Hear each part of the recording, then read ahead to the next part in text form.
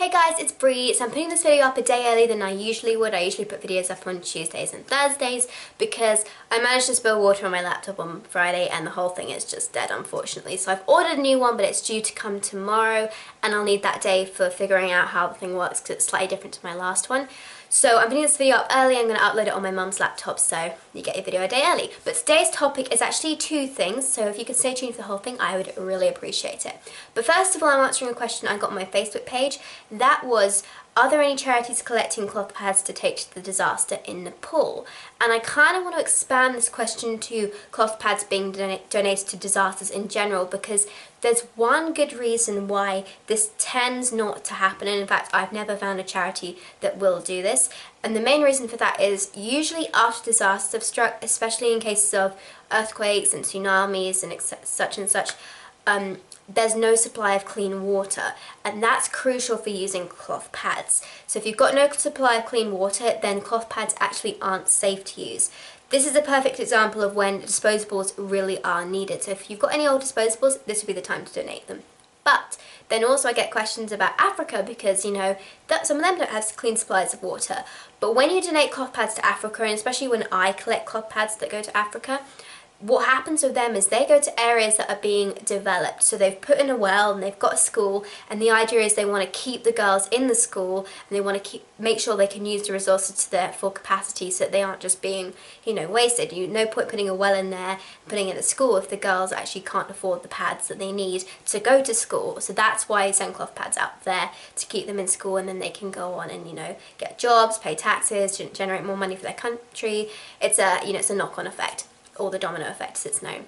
But the reason that I also wanted to get this video to you is because I've been thinking a lot about people in first world countries that can't afford sanitary care, whether it's disposable or cloth. And I noticed this particularly when I did my giveaway. In my giveaway I did two kits. I did one kit which had like a lot of stuff to win, and another kit with cloth pads that I tried out once that hadn't worked but which were clean, and I said I'd pay for them to go to someone who really needed them. And a lot of you sounded like you really needed them. So it made me think, and it made me realise there are actually a lot of people living in poverty, especially just in the UK and also in the US obviously as well. There are other places too, but those are the two main countries that seem to watch my channel. So I thought, well, I'd like to do something to help those people. Instead of donating cloth pads to Africa, this time I'd like to do a project which donates them to you guys in the UK and obviously in the US. Mainly the UK, just because the shipping costs are much cheaper for me, but I will also do some for the US. So here is what I'd like to do.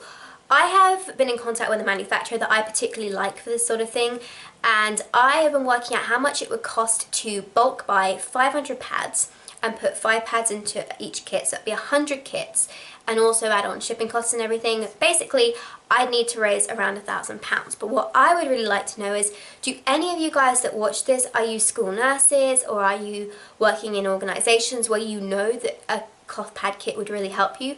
Because I would like to send the kits out to these places. So if I do a big fundraising thing, I would like to have some people I know I can send the kits to, particularly if you are based in the UK.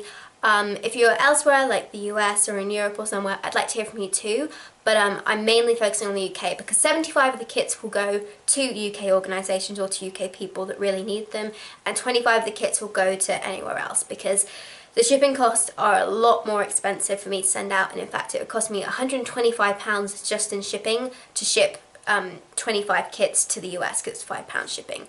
So that's why I'd mainly like to focus on the UK for this one. But if this is a success, and if you guys think that I should try and do this, then I will try and do a bigger one and send even more of them off elsewhere when I next reach a milestone. But I like to do things because I've just reached 30,000 subscribers, 5 million views on my channel, and my channel is almost 2 years old. It'll be 2 years old on Thursday.